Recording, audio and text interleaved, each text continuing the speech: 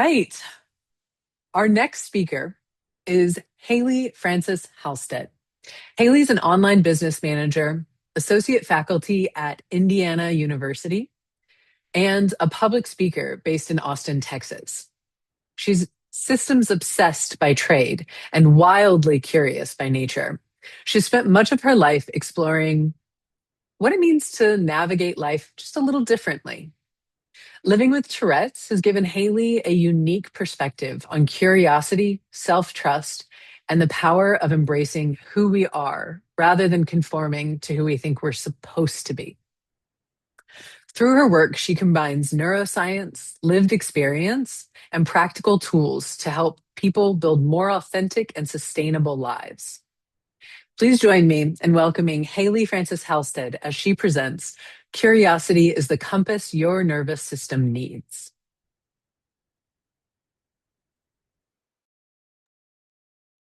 Thank you. Thank you, Amber.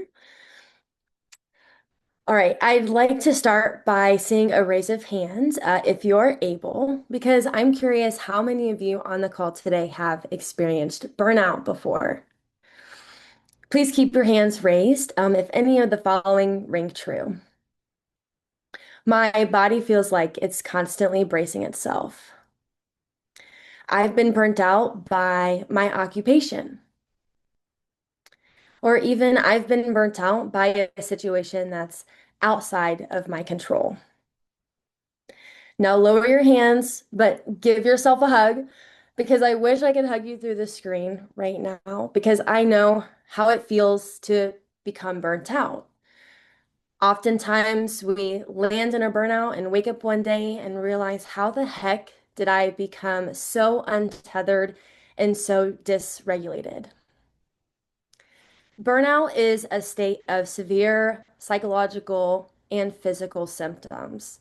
It's emotional exhaustion that's the result of long-term or repeated stress.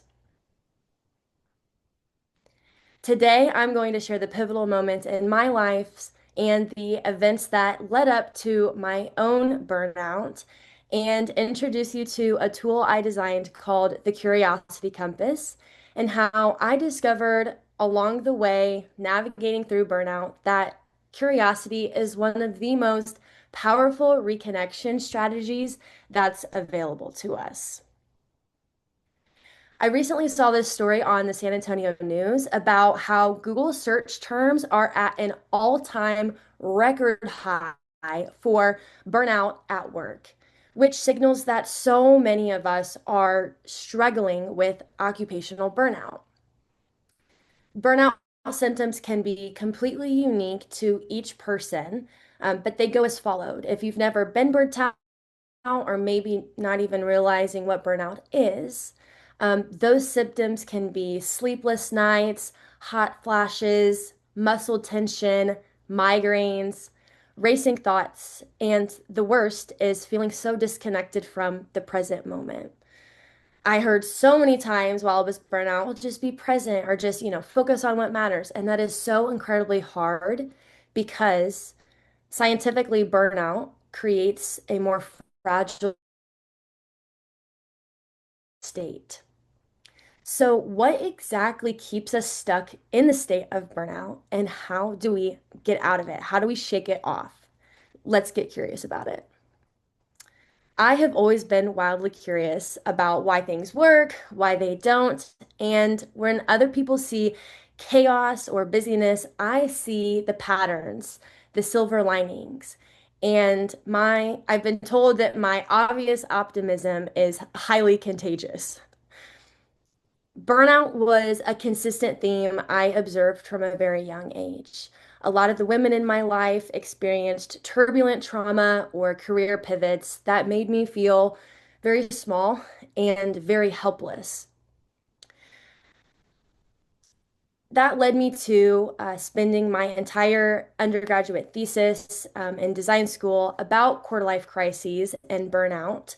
And I don't even think burnout was a coined term back then, but it was definitely very real and something that I was constantly observing by everyone in the room around me, even professors. And so something deep inside me just was scared and paranoid. And it's so funny because I'm turning 30 years old this year, and my 21-year-old self was designing for my 30-year-old self to have a quarter life crisis. So I created this card deck back then that I was like, I'm going to be so prepared. I'm not going to be stressed. I'm never going to be burnt out. And I was so wrong. My first big crash and burn was post-college, and my body was under extreme stress trying to find a job. And stressful situations are even more compounded and even more chaotic for me because my body already misunderstands anxiety and stress signals. I was diagnosed with Tourette syndrome at 10 years old, and that created a difference between how I managed my anxiety and stress and how other there was other ways that I should have been managing it. If you're unfamiliar with Tourette syndrome or tic disorder, it's a neurological disorder that creates involuntary movements that are oftentimes very painful, disruptive. They come in all shapes and sizes and are uniquely individual or unique to the individual. For me, I have both motor and vocal tics. Oftentimes, I get told that I'm so good at hiding them that no one would even know that I have a disability, which is not something that feels good to hear, because that takes a lot of rigor and optimization to hide and suppress literal involuntary tics. If you're neurodivergent like me, I'm sure you can understand how incredibly challenging it must be to suppress the parts of you that you literally have no control over. Doctors said from a young age that as long as I kept my anxiety down, my stress down, that my tics would lessen, and I could maybe, like after adolescence, just maybe there was a very small chance that I would outgrow it. And my neurologist would say, "Oh yeah, you should outgrow it, we'll see." I I definitely did not outgrow it. I am still very much ticking all the time. And I had to learn how to manage my tic disorder without completely masking them because that is incredibly exhausting and that creates a cycle of burnout as well. As I've grown into my body and actually started to understand the research behind Tourette syndrome, I realized that I was trying to optimize so many parts of my personality, of my body, and shrinking myself to make other people around me comfortable, primarily when I was young to avoid getting bullied. But I realized that it's so hard to optimize when there is disconnection. And that's why I want to draw a parallel between feeling disconnected, being burnt out, should-based thinking, and how curiosity can be the compass that can help navigate through that. My purpose on this planet is to learn out loud and share as many of the lessons I've learned along the way healing my own burnout, so that if you ever find yourself in the same sticky situation, you have another resource in your back pocket that can help you seek enjoyment for the life that I know you've been working so hard to build. Now, jumping into one of my most iconic stories about occupational burnout, and I want to talk about this convergence, the events leading up to it, as well as the events following, and how I used curiosity to work my way out of it because burnout does take a bit of work to dissolve. So, after graduating college, I was incredibly anxious to find a new, well-paying job that I was not hired for. I had a very hard time finding a job that I was going to enjoy. I brought a very familiar mentality with me, which was optimization. I got to optimize my job, optimize my life, keep them separate because work-life balance was trending at the time. So once I finally found a job, almost 8 months after graduating college, I was really excited. I was like, I'm using my college degree Check. I like the people I'm working with. Check. I get to be a designer. Check. All of the boxes were checked, and I became a UX designer at a very fast-paced startup. I was getting raises, I was hitting milestones, I was designing a mobile application, and I was climbing the corporate ladder. Everything was laid out for me. I was also working weekends. I was skipping breakfast. I was drinking way too much coffee, and I was putting the business's needs before my own. That's the startup hustle culture that I was introduced to very early on in my career. Even though I was absolutely killing it at work, that job was simultaneously killing me.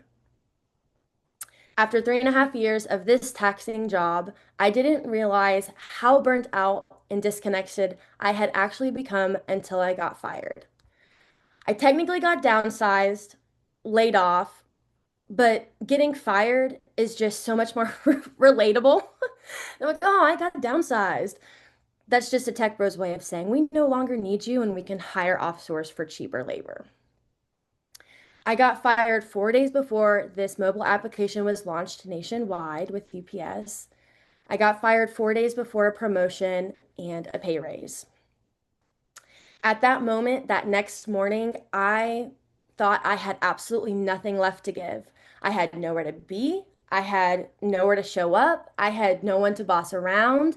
And I had left everything on the cutting room floor. I had left everything at this job. My identity, what I thought at the time was my skills, my value. I had nothing and I had nowhere to go, nothing to contribute to.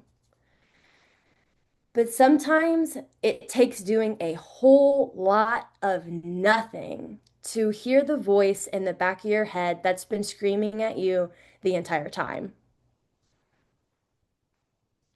My burnout symptoms were so strung out, and I was surviving on cold brew and the Real Housewives. It felt incredibly challenging and impossible to try and find a new job. I could barely sleep because I was so paranoid that Slack notification sound was like pinging in my ear. I just was so strung out. But there was one little sliver of optimism. There was one silver lining there, in that part of my very embarrassing severance package, I will say, after working there for so long, was actually keeping conference tickets to the South by Southwest conference, which is held in Austin, Texas every year. It's a huge event with tons of keynotes and workshops and happy hours. The city completely explodes. And I was convinced that, you know, I was going to find my next corporate or tech startup job. I ordered a bunch of business cards with the product manager title on it, and I set forth to attend this conference with an open mind. But once I was fully involved at the conference, my curiosity struck me like lightning. I was attending a product design, like an app design happy hour, and every last ounce of energy that I had to even put on pants that morning left my body. I did not feel like I was supposed to be in that room. I did not enjoy any of the conversations I was having. And I even had a hard time pitching myself as a leader in the tech industry because deep down, it just felt like I wasn't supposed to be there. So now I'm looking at the pamphlet, like the bill for the rest of the week, like pretty confused, but also questioning if I even wanted the same kind of job anymore. And so as I'm circling what talks I want to attend through the rest of the conference, I'm circling things like how to build an app with AI, how to ship products faster, how to get funding. Like I was circling all the things that I thought I should be doing so I could, continue my career in the tech industry. But after getting fired, I promised myself that I would never blatantly ignore the voice in the back of my mind and the internal knowing. When she speaks up, I am listening and I am tuned all the way in. And so the voice in the back of my mind that day was, do the opposite, do the opposite. And I was like, I shouldn't do that. I need to stay the path. I'm climbing this corporate ladder. I've got 3.5 years of experience. I did great. Do the opposite. Do the opposite. It's just what I kept hearing. So I slept on it. But the next day, that voice was like louder and louder and louder. And I look at the bill, I look at the pamphlet, I'm like, okay, let it rip. Let's do the opposite. Let's see what's up, okay? I have these $2,000 conference tickets. I have nowhere to go, nowhere to be. I'm just going to be a sponge and soak up every ounce of this conference I can by doing the opposite. Let me just follow that lightning strike of curiosity. So I was circling things like video production, check. Psilocybin happy hour, very Austin. Let's go to a mushroom happy hour. Why not? Okay, check. And then at the very bottom was a talk by the VP of Adobe, Eric Snowden. And his title of his talk was Nonlinear Career Path. Check. Like the biggest permission slip I needed. And so his talk was the very last talk of the day before all of the happy hours kicked off. And the talk went great. It was amazing. It was exactly what I needed to hear. I ended up being a few minutes late to the talk, but and that put me in the very, very back. So I could barely see the slides. I can barely hear him, but I was just happy to be in the room with 200 other professionals that had no clue what their next move was going to be. As if you've ever been to like a conference like this before, there's always a line of people waiting to talk to someone that like is popular or like very important. Like I'm sure we all have used like Adobe Acrobat or like are familiar with Adobe. They're a huge company with a lot of design and software products. So talking to the VP of design at Adobe seemed like everyone was like chomping at the bit. There was a line out the ballroom. It was like definitely 45 minutes long. And I just sat in my seat and I listened to every single person ask their questions until about an hour, the ballroom dwindled. So I need you to picture there's only four of us left in the room. It's me, Eric Snowden, his sister, and his niece, and the audio technician. I guess that's five. There's five people in this giant ballroom, and I could hear myself echo. But I just knew that, like, I had a question burning. I didn't even think of what the question was until I was like right there. I was like, hey, Eric, it's me. I'm Haley. I'm burnt out. Can you help me? And that's pretty much how the conversation went. I was like, while I was sitting here listening to your talk, I was thinking, man, I would love to just have a mundane job where I didn't have to like check my emails every day. I could just show up, 9 to 5 and clock out and then go home and try and like heal this burnout. I want to go to the pool. I want to journal. I want to meditate. I want to do anything other than working. I just want to have fun and refine that enjoyment. So, yeah, Eric, I was like, I'm burnt to a crisp. I am burnt out. Would it be so crazy if I just like got a job at a smoothie shop or a salon? Like, I don't know where I'm going. And of course, he was like, well, I mean, obviously, I just gave a talk about nonlinear career paths, so you can do whatever you want to do. And it sounds like you really need to focus on what needs attention, which is your mental health and your burnout.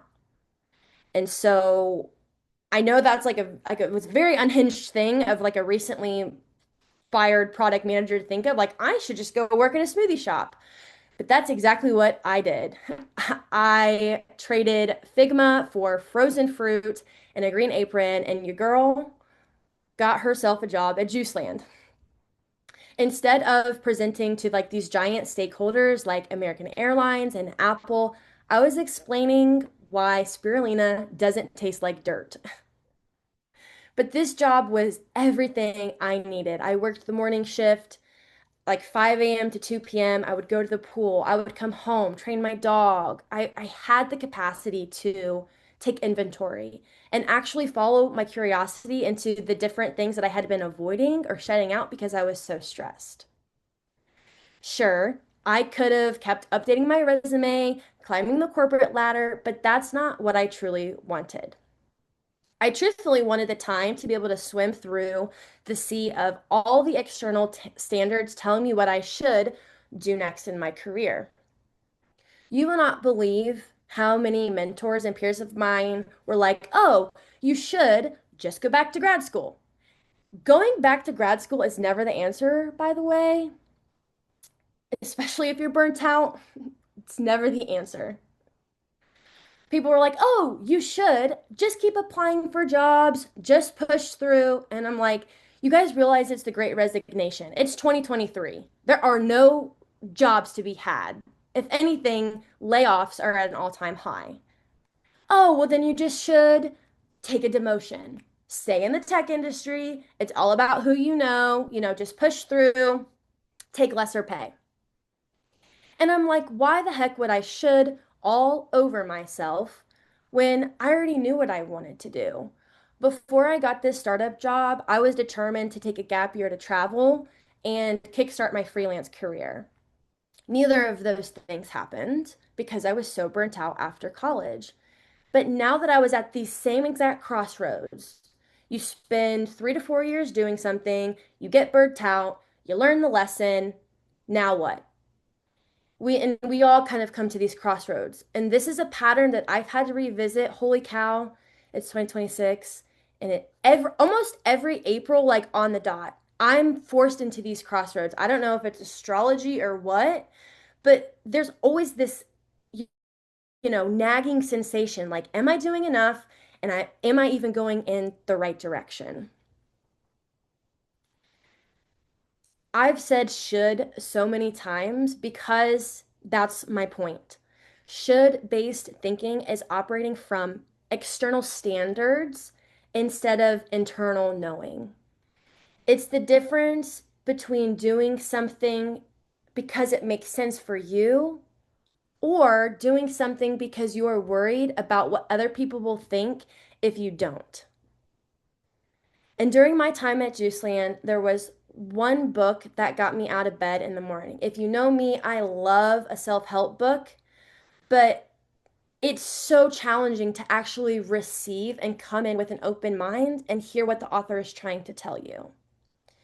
This fabulous book by El Luna is an amazing, it's actually a painted illustration book from a painter that left the tech industry. And I've read this book so many times. I even read this before I was burnt out in college just because I like a good picture book. And the book is called The Crossroads Between Should and Must. El Luna says that should is how other people want us to live our lives. And there are two paths, should and must. And we arrive at this crossroads over and over and over again. And ultimately, every day we get to choose. We do have an active choice. Must is different, though.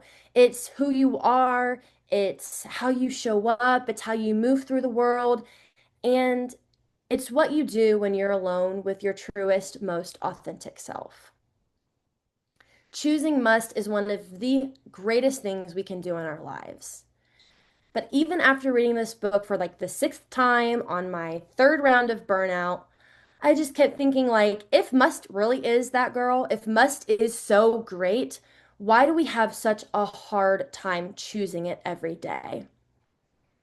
And it's because shoulds are put on us from the moment we are born.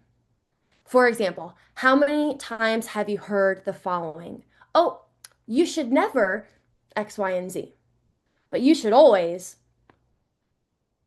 You should know better than that. Or you definitely should not do X, Y, and Z. And when I read through all the different ways that people should on themselves, it landed like an absolute gut punch. Especially when I was in the basement at Juiceland reading this book on my lunch break because it was the silver lining I had. I realized that I had become so disconnected from my must under all this stress and all these shoulds that I forgot what my must felt like. And that's why should-based thinking is such a little it's so tricky, right? Like it quietly, slowly, over time disconnects us from our instincts, our ability to make decisions that we trust, our curiosity, our creativity, all of these things that are very innate to us, the things and the traits that we are born with, how exciting you got as a kid over like the silliest things. Should-based thinking is the culprit of a lot of disconnection. Now, pile on all of those shoulds on top of burnout, on top of trying to find a new job, on top of paying for bills in an expensive city, managing a relationship, having a dog with anxiety. And on top of all of these shoulds and stress, oh, I also have Tourette syndrome, which makes it really challenging to navigate stressful, chaotic situations. It's a neurological disadvantage. So I was like, man, I cannot be making smoothies for any longer. Even though I did have the fastest ticket times in Central Texas, I will say, 3-minute ticket times. I could not be cutting fruit forever. I was at Juiceland for about 9 months, and I just started thinking, you know what? Like, cutting fruit is not burning me out. Do I want to be a chef? Do I want to be a smoothie shop with all these high schoolers? No, I don't. Juiceland is definitely not my must, but it was what I must do to reset my nervous system, to reset my morning routine, to nourish my body with free smoothies, to taste new things like hemp seeds and spirulina, and understand the dynamics of working a cash register. I got scolded because I cleaned too much. I got scolded because I didn't give enough compliments out. Like all of those things actually brought me closer to my must. I must start my business. I must make friends outside of work. I must have a solid morning routine. I must actually have enjoyment outside of work. And that's the most fascinating thing about curiosity is that it led me to all of these realizations. And that's why it's such a powerful tool for reconnection. And there's actual science behind it. So let's get into the sciencey bits, shall we? Curiosity sits at the intersection of wonder, creativity, and neuroscience. When you're curious, your brain fires off and releases dopamine. It's that same feel-good chemical when you get a kiss, when you accomplish something or get a raise, when you're making a painting or drawing, or even connecting with an old friend. The most mundane things can become curious. Curiosity specifically activates your hippocampus, which is somewhere like between, I don't know, the base of your neck and your brain. It's somewhere in there, and it's alive. Your hippocampus is so alive. It is the part of your brain that's responsible for learning and memory. It builds all these mental maps of navigation, it connects memory with emotions, but it also keeps you safe. And so, if you have a feedback loop of an illusion that you're thinking is keeping you safe, it will honor that. And so, curiosity can also be a disruptor. Research from the University of California, Davis found that curiosity recruits your reward system. So the internal system that's like, I am worthy, I am excited, I am successful, all of those confident and charismatic emotions we have, that's your reward system. And so when your reward system and your hippocampus work together, you're in a state of open-mindedness. You're more primed to learn, to adapt, and to remember. When you're burnt out, it's so hard to forget who you are. It's so challenging to like reverse engineer. How did I get here? How did I get all these migraines? It didn't happen overnight. All these symptoms have compounded, right? So there are links between this internal motivation that allows you to apply for new jobs. It allows you to make new connections and new friends, even though you're so burnt out. So that there's that link between becoming more internally motivated while stimulating your curiosity. Being more curious is a reconnection strategy at the biological level. Even old information that has absolutely nothing to do with what you were originally curious about can be remembered. When I was at Juiceland, cutting fruit one day, a memory popped into my mind that reminded me that I do know what I'm doing. It reminded me, oh yeah, before you even graduated college and got sucked into the corporate world, you did want to travel and take a gap year. You did want to have a freelance career. You did want to be your own boss. None of that has ever left. And I actually am able to trace back that I wanted to be my own boss from like age 10. So I lost those memories along the way because my brain was trying to keep me safe, less stress, less ticks, and that became comfortable for me. So, translating the science, your brain becomes more open-minded when you're curious. When you activate your curiosity and have the tools to do so, your brain shifts into an open, receptive state. Dopamine is flowing, your hippocampus is lighting up, and your stress response calms down. Additional research to support this by Todd Kashdan, he found that curious people, in fact, have lower stress rates. They can become better emotionally regulated, and they show signs of greater resilience. So while everyone else around you is optimizing their way through stress, reading self-help books, which I love, doing their mindfulness meditation, also love, I also want you to know that curiosity is a resource that is innate and activated, and it is available to you to reduce your stress and anxiety. During those long months in the basement of Juiceland, I told myself I was at my lowest point, but that was an illusion. And I allowed myself to be curious about all the different possibilities and go 10 steps into every possibility of what my next move was going to be because my curiosity broke that illusion that I was trapped in survival mode because I was not. I began asking myself three questions every morning, and those questions become the tool, the curiosity compass. So if you're feeling stuck, having a hard time getting out of bed in the morning, or want to take inventory of what needs your attention, these are the three questions I am encouraging you to use tomorrow morning. The first question is, what am I loving right now? Second, what am I longing for? Third, what am I letting go of to get there? I've designed this practice to be so super simple, and I call it a bullet point practice because sometimes on your most fragile days, all you can give is one word for one bullet point. And that's the least you deserve. It can take like less than 5 minutes. I do it every single day in the shower. The curiosity compass is a mental exercise for your brain and your hippocampus, much like physical exercise is for your muscles and making your body feel stronger. It's a mental exercise for your brain. And so this practice is something you can do writing down in your journal. Like you could do it like me. I mid shampoo in the shower. I'm like, I'm longing for. Like it's kind of crazy. Like my dog goes crazy hearing me do this, but that's where I meet myself at. I take a shower every day. So I give myself the chance to be curious and take inventory every single day. You could even do it like when you're driving to your next destination and saying it out loud or just writing it down.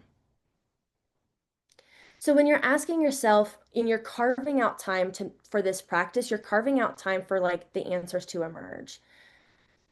When you're asking yourself, what am I loving right now? That helps you anchor into gratitude. We're starting to get the good vibes and the good brain chemical juices flowing.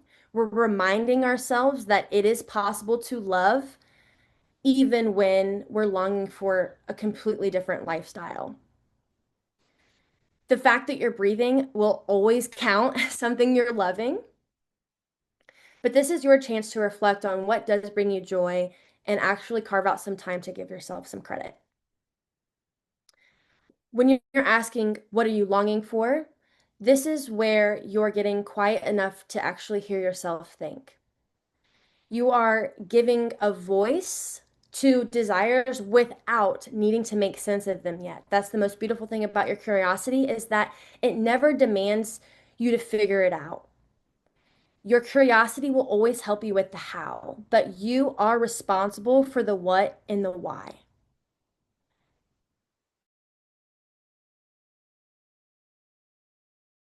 Getting you to bridge the gap between feeling and knowing you want to do something and actually doing the damn thing. Now, when you bridge that gap, there's a lot that you may have to let go of or learn. And so that's why the final question of the bullet point practice is, what am I letting go of? This is where you are writing down those shoulds. You are releasing those limiting beliefs. It does take practice, but you are carving out time to take inventory of these distractions, write down these shoulds, and pinpoint the areas that you need to let go of. When I was at Juiceland, my curiosity compass looked a little bit like this.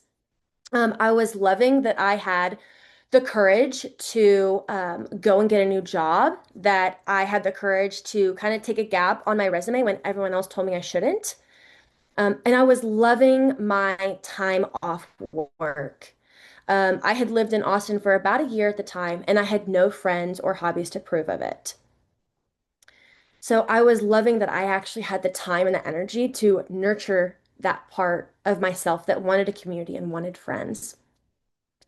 I was longing for only working 100 hours a month. I was longing for being my own boss and giving myself the freedom to work that little when everyone else said that there's no way you're going to be able to only work 100 hours a month. I'm at like 120 right now, so I think like 3 years after this compass was created, I'm doing pretty good. But I was also longing for more connectedness, getting back into my must, honoring my creative practice and doing the things that did bring me enjoyment. And letting go, I had to let go of this corporate identity that I had to climb a corporate ladder, that all of my previous experience was then flying out the window. Like, that just wasn't true. I needed to let go of the parts of me that were scared and tired and stressed. And I needed to let go of the parts of me that were so scared of being seen. The curiosity compass is a practice that ignites genuine curiosity. Like by naming what you're ready to release, declaring your gratitude out loud, and voicing what you're longing for is setting such a powerful intention for your day. I know how hard it is to get out of bed the day after you either quit or lose your job. And that's why I designed this tool to just meet you where you're at, whether it's spoken out loud or written down. What matters most is that you are practicing and getting your reps in for externalizing because curiosity needs an outlet and it needs to be expressed. Curiosity does not demand that you have it all figured out. It's just simply asking that you keep moving forward to what feels true. When I think about all the times in my life that I've stood at a crossroads, whether it was outgrowing a version of myself, moving from Indiana to Austin, Texas, or finding the courage to solo travel to Portugal, I've realized that curiosity was the compass guiding me through it all. Remember, we are all born curious. And today, I hope I've inspired you to take one baby step guided by curiosity instead of should. And I would love to end on an amazing quote from the fabulous Elle Luna. I'm so obsessed with this book. Please go get it. um, in the wise words of Elle Luna, she said, while there is no map for where you're going, many of us have traveled this road before. It's permission to unlearn everything you've ever been told or ever learned and everything that you've been told you should do in order to find your must. I'm going to drop a free link to the Curiosity Compass in the chat, but thank you. Woo! Had a good week. Amazing. Thank you so much, Haley. I absolutely love that image and that invitation into using curiosity to open the door out of those should circles that the hippocampus takes us on. Thank you so much. It's a Thank you. wonderful, wonderful talk. And again, every single time, I love seeing all those little emojis. Uh, so thank you so much, Haley. That was amazing.